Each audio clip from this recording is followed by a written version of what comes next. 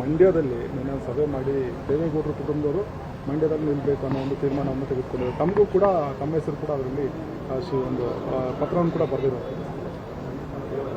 Sir, ತಾವೇ ಇದ್ರಿ ಮಾಧ್ಯಮದವರು.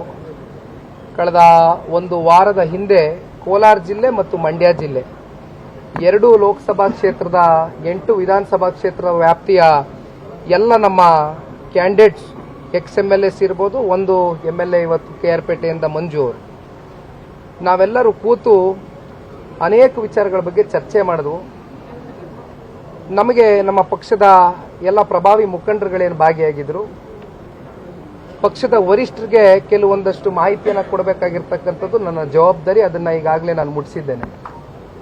ಆದರೆ ಇವತ್ತು ಯಾರು ಅಭ್ಯರ್ಥಿ ಆಗಬೇಕು ಮಂಡ್ಯ ಲೋಕಸಭಾ ಕ್ಷೇತ್ರಕ್ಕೆ ಅಂತಕ್ಕಂಥ ಪ್ರಶ್ನೆ ಬಂದಾಗ ಮುಂದಿನ ದಿನಗಳಲ್ಲಿ ಇವಾಗ ನಮಗೆ ಇರತಕ್ಕಂಥ ಒಂದು ಮಾಹಿತಿಯನ್ನು ಕಲೆ ಹಾಕಿದ್ದೇವೆ. ಪಕ್ಷದ ವರಿಷ್ಠರು ಹಾಗೂ ಜನತಾದಳ ಪಕ್ಷದ ಎಲ್ಲ ನಮ್ಮ ಮಂಡ್ಯ ಜಿಲ್ಲೆಯ ಕಾರ್ಯಕರ್ತರುಗಳು ಕೂತು ಇದ್ರ ಬಗ್ಗೆ ನಿರ್ಧಾರ ಮಾಡ್ತಾರೆ. ಪದೇ ನಿಮ್ಮ ಹೆಸರು ಮತ್ತೆ ಕುಮಾರಸ್ವಾಮಿ ಅವರ ಹೆಸರು ಕೇಳಿ ಬರ್ತಿದೆ ಸರ್. ಮೊನ್ನೆ ಸಭೆಯಲ್ಲೂ ಕೂಡ ಪ್ರಸ್ತಾಪಗಳಾಗಿತ್ತು ಅನ್ನೋದು. ಅಣ್ಣ ಇಲ್ಲಣ್ಣ, ಈಗ ಕುಮಾರಣ್ಣ ಅವರು ನಾನು ಹೇಳಿದ್ದೀನಿ, ಅವರು ರಾಜ್ಯ ಮಟ್ಟದ ನಾಯಕರು. ಈಗ ಅನೇಕ ಜಿಲ್ಲೆಗಳಲ್ಲಿ ಅನೇಕ ಲೋಕಸಭಾ ಕ್ಷೇತ್ರದಲ್ಲಿ ಕುಮಾರಣ್ಣ ಅವರು ಬರಬೇಕು ಅಂತಕ್ಕಂಥದ್ದು JDS ಪಕ್ಷದ ಕಾರ್ಯಕರ್ತರು ಇರ್ಬೋದು, ಬಿಜೆಪಿ ಪಕ್ಷದಿಂದನೂ ಕೂಡ ಇವತ್ತು ಕುಮಾರಣ್ಣ ಬಂದು ನಿಂತ್ಕೊಳ್ಳಿ ಅಂತಕ್ಕಂಥದ್ದು ಭಾವನೆ ಇದೆ. ಆದರೆ ಇದು ಮುಂದಿನ ದಿನಗಳಲ್ಲಿ ಅವರ ಭಾವನೆಗೆ ಯಾವ ರೀತಿ ಗೌರವ ಸೂಚಿಸಬೇಕು ಅದು ಮುಂದಿನ ದಿನಗಳಲ್ಲಿ ಕೂತು ಬಿಜೆಪಿ ಮತ್ತು JDS ಎರಡೂ ಪಕ್ಷಗಳು ಜಂಟಿಯಾಗಿ ತೀರ್ಮಾನ ತಗೊಳ್ತವೆ.